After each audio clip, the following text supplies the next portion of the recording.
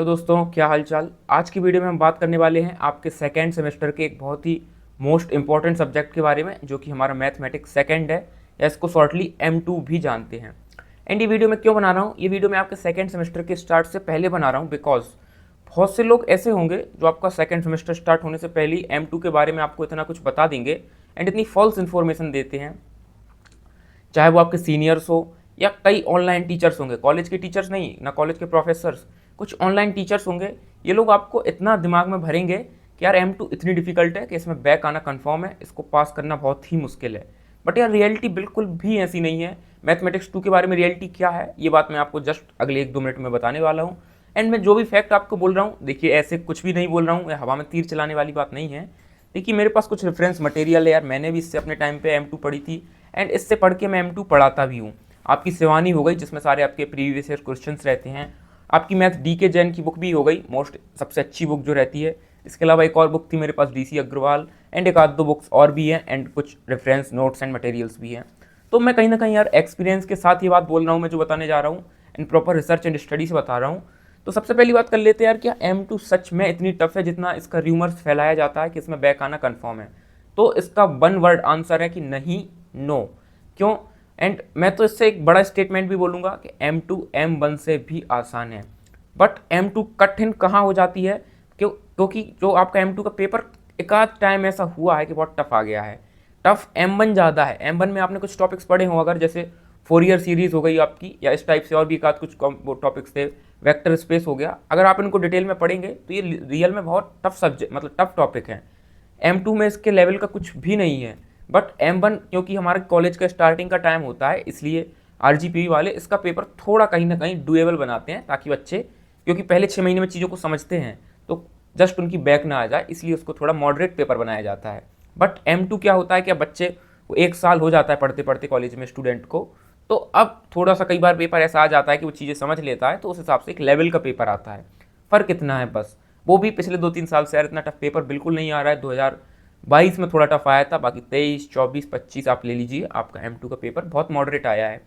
But M2 में दिक्कत कहाँ आ सकती है आपको? बस एक चीज़ में, आपने अगर आपको 11th-12th के बेसिक्स नहीं आते हैं। बेसिक्स में क्या, सबसे पहले आपका डिफ्रेंसिएशन हो गया। अगर बेसिक आपको डिफ्रेंसिएशन आता है, बेसिक इंटीग्रेशन आता है, इंटीग्रेशन के कुछ फॉर्मूले हैं, 10-20 फॉर्मूले होते हैं यार, जो ट्रिग्नोमेट्रिक फॉर्मूलेस का इंटीग्रेशन कैसे होता है, integration tan x sin x cos x, ये सब कैसे होता है, अगर ये सब आपको आता है एंड मतलब 11th-12th का थोड़ा थोड़ा बेसिक्स आता है, तो आपको पूरे M2 में कहीं कोई दिक्कत नहीं जाने वाली है। थोड़ी दिक्कत तब जाएगी अगर आपने बेसिक्स नहीं पढ़ा है। उसके लिए मैं सलाह दूंगा कि जिस दिन भी आप M2 पढ़ने बैठें, उसके 1-2 दिन या 3 दिन पहले थोड़ा सा 11वीं-12वीं के नोट्स पलटा लें, या यूट्यूब से जस्ट कोई भी 1 शॉट वीडियो देखकर आप 11वीं-12वीं का बेसिक इंटीग्रेशन एंड डिफरेंशिएशन एक बार रिवाइज कर लें।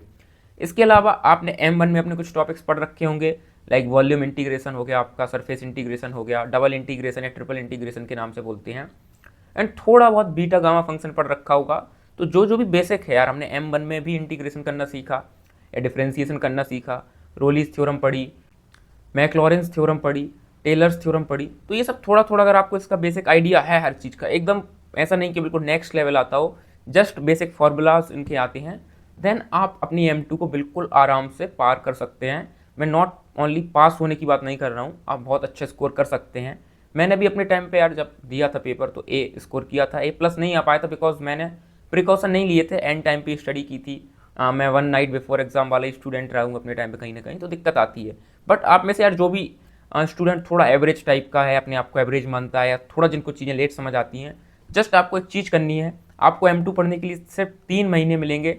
3 महीने कौन से? मार्च आप हटा सकते हैं, अप्रैल मई जून। तो अप्रैल मई जून 3 महीने में आप रोज का सिर्फ आधे से 1 घंटे भी M2 पढ़ते हैं, सिर्फ आधे से 1 घंटे। तो अगर आप कंसिस्टेंट रहते हैं, बस एक ही फॉर्मूला है M2 में अच्छा स्कोर करने का, कंसिस्टेंसी, शुरू से लेकर एंड तक चलते हैं, आप बहुत ही अच्छा स्कोर कर सकते हैं। एंड बहुत अच्छे से मेरा मतलब क्या है, आप A+ भी स्कोर कर सकते हैं, आप A भी कर सकते हैं, आप B+ भी स्कोर ईजिली कर सकते हैं। तो थोड़ा मैं आपको शॉर्टली बता देता हूँ आपकी कौन कौन सी 5 यूनिट हैं जो आपको अपने M2 में पढ़नी है एंड किस ऑर्डर में हम इनको पढ़ेंगे। तो आपकी फर्स्ट यूनिट जानी जाती है ODI 1 के नाम से, ऑर्डिनरी डिफरेंशियल इक्वेशन फर्स्ट के नाम से। सेकेंड यूनिट जो है वो है आपकी ODI सेकेंड, या फिर ordinary differential equation second. Third unit है आपकी PDI partial differential equation. 4th unit है आपकी फंक्शंस ऑफ कॉम्प्लेक्स वेरिएबल, ये थोड़ा सा नया टॉपिक आ सकता है। एंड 5th यूनिट है आपकी वेक्टर कैलकुलस। तो ये 5 यूनिट्स हैं, इनका जनरल पढ़ने का ऑर्डर बिल्कुल इसी ऑर्डर में रहता है। आप यूनिट 1 पढ़िए, फिर 2 पढ़िए, फिर 3 पढ़िए, देन 4, देन 5। बट आप चाहें, अगर आपके पास टाइम सफिशियंट है, तो कई स्टूडेंट किस ऑर्डर में पढ़ते हैं, जो यूनिट 5 वेक्टर कैलकुलस है ये आप पहले फिनिश आउट कर सकते हैं। इसका पीछे वाली यूनिट से रिलेशन कुछ भी नहीं है। तो आप चाहें तो यूनिट 5 वेक्टर कैलकुलस खत्म कर लें, उसके बाद यूनिट 1, 2, 3 एंड 4 पर आएँ। अच्छा, इसके पहले मैं एक बात और बता देता हूँ कि आपकी पूरी मैथमेटिक्स 2 जो है मैं बहुत आसान लैंग्वेज में एक सीरीज़ बना के अपने चैनल पर अपलोड करने वाला हूँ, तो जिसमें सब हर एक बच्चे को बहुत अच्छे से समझ आएगा एंड बिल्कुल फ्री ऑफ कॉस्ट रहने वाला है। तो आप चैनल को अभी के अभी बिल्कुल ध्यान से सब्सक्राइब कर लें, जिससे आपको बाद में वीडियोस मिलने में कोई दिक्कत ना रहे। एंड मैं गारंटी देता हूँ मेरे लेक्चर्स से भी पढ़ के आप पास हो सकते हैं। मैंने कई स्टूडेंट्स को पहले पढ़ाया भी है फर्स्ट ईयर के मैथमेटिक्स सेकेंड, एंड सबने अच्छा स्कोर किया है। मैं नहीं बोलूँगा कि सबने A+ किया है, बट एक आध A+ भी रहा है, A भी रहा है, B+ भी रहे हैं बच्चे। तो हर टाइप के रहे हैं, जैसा आप पढ़ेंगे वो आप पर डिपेंड करता है। 5 यूनिट्स मैंने आपको बता दी हैं, इनको पढ़ने का रोड मैप बता दिया है। एंड बेसिक्स पढ़ना बहुत ज़्यादा जरूरी है, 11th-12th का basic differentiation and integration. 3rd point पे आती है कंसिस्टेंसी, के कंसिस्टेंसी के साथ पढ़ेंगे तो बहुत अच्छा रहेगा आपके लिए। एंड लास्ट नंबर पे एक चीज़ की बात कर लेते हैं। अच्छा, इससे पहले एक छोटी सी बात याद आ गई कि M2 इतनी कठिन है, बट इसका एक बहुत अच्छी चीज़ है कि आपको हायर ऑर्डर में बहुत काम आने वाली है। हायर ऑर्डर से मेरा क्या मतलब है, अगर आप में से कोई भी इंटरेस्टेड हो कुछ स्टडीज़ में पर्सनली, मतलब जिसको पढ़ना बहुत पसंद है, तो एक साइंस का लेवल होता है जिसके बाद हर एक चीज़ डिफरेंशियल इक्वेशंस में कन्वर्ट हो जाती है। आप क्वांटम फिजिक्स पढ़ना चाहें, आप एरोस्पेस पढ़ना चाहें, या आप किसी भी डीप फील्ड में रिसर्च करना चाहें, आप एटॉमिक लेवल पे भी रिसर्च करना चाहें, आप श्रोडिंगर इक्वेशन के लेवल पे रिसर्च करना चाहें, आप कहीं भी पढ़ना चाहें, तो हर चीज़ कहीं ना कहीं जाके डिफरेंशियल इक्वेशंस पे अटक जाती है। एंड उधर से एक नॉर्मल बच्चे को लिए चीज़ें का रास्ता बंद हो जाता है। बट अगर आपने मैथमेटिक्स 2 पढ़ी है, तो आप डिफरेंशियल इक्वेशंस इतनी हाई लेवल की पढ़ लेते हैं कि आप देन चीज़ों को समझ के आगे बढ़ सकते हैं। तो M2 का ये एडवांटेज है रियल लाइफ में। जो नॉर्मल बच्चा होगा यार, जिसको पढ़ने से कोई मतलब नहीं, बस पास होना है, उसके लिए बहुत नहीं मैं बोलूँगा इंपॉर्टेंस है, बट जिसको चीज़ें पढ़ना बहुत पसंद है उसके लिए M2 एक वरदान है, उसके लिए वो आगे का रास्ता खोल देती है। तो ये भी आपका M2 का एडवांटेज है। लास्ट में एक पॉइंट पे बात कर लेते हैं कि किन रिसोर्सेज से पढ़ना है, M2 पढ़ना किससे है।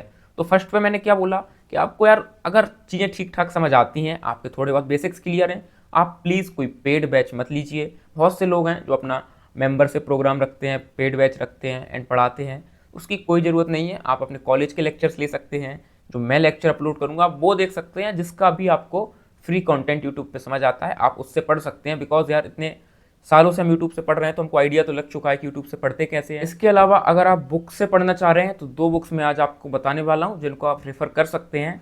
तो यार ये 2 बुक्स मेरे सामने रखी हुई हैं। सबसे पहले नंबर पर जो बुक आती है वो है हमारी DK जैन की। ये आप देख सकते हैं, ये प्रोफेसर DK जैन ने लिखी है। ये लगभग आपको, अगर आप RGPV यूनिवर्सिटी में है तो हर एक कॉलेज की लाइब्रेरी में मिल जाती है। एंड काफ़ी अच्छी बुक है, हर चीज़ इसमें इतनी आसान लैंग्वेज में दी है and order by order, structure by structure दी है कि आप बिल्कुल ईजिली हर एक टॉपिक समझ सकते हैं। प्लस इसमें आपको PYQ प्रीवियस ईयर क्वेश्चन भी देखने को मिल जाते हैं, तो आप ये बुक से पढ़ सकते हैं। सेकंड नंबर पे आती है यार हमारी शिवानी की। सब कोई देखो कॉलेज में तो बोलता है कि यार शिवानी से मत पढ़ो यार, इससे एक रात पहले रटने वाली चीज़ है ये, बट मैं ऐसा नहीं बोलूँगा। शिवानी भी यार काफ़ी हेल्पफुल है। आपको इसमें प्रीवियस ईयर क्वेश्चंस मिल जाते हैं सारे, तो उससे काफ़ी अच्छी प्रैक्टिस हमारी हो जाती है। तो आप चाहें तो आप शिवानी को रेफ़र कर सकते हैं क्वेश्चंस के लिए, एंड यूट्यूब वगैरह पे लेक्चर्स देख सकते हैं। उसके अलावा आपके पास ये बुक तो मैंने बताई दी है आपको, तो आप इस बुक से भी पढ़ सकते हैं। तो बस यार आज की वीडियो में इतना ही था, सारी ज़रूरी बातें हमने कवर अप कर ली हैं। मोस्ट इंपॉर्टेंट चीज़ मैंने सिर्फ 2 ही बताई हैं आपको। आप चाहें जिससे पढ़ें, आप पेड बैच चाहें तो लीजिए, अब मैं आपको नहीं रोकूंगा, बिकॉज सारी इन्फॉर्मेशन मैं आपको दे चुका हूँ। इसके अलावा मैं सिर्फ इतना बोलूँगा कि 2 चीज़ें, एक कंसिस्टेंसी, इस सब्जेक्ट में आप एटलीस्ट 2 महीने तो कंसिस्टेंट रहिए। 3-4 महीने जो आपको टाइम मिलता है उसमें 2 महीने में आप अपना सिलेबस बहुत आराम से रोज़ का 1 घंटा ज़्यादा से ज़्यादा या 2 घंटा पढ़ के कवर अप कर सकते हैं। बस तो इतना ही था। इसके अलावा सेकंड नंबर पे, पहली तो कंसिस्टेंसी बोली थी, सेकंड नंबर पे आपको सारे बेसिक्स पढ़ लेने हैं। अपने बेसिक पढ़ लिया तो सब कुछ समझिए, बहुत आपके लिए रोड बिल्कुल अब प्लेन हो चुका है। अब सारी उतार चढ़ाव जो है उसके लिए, उसकी जगह आपके पास बिल्कुल एक प्लेन रास्ता आ गया है चीज़ों में आगे बढ़ने के लिए।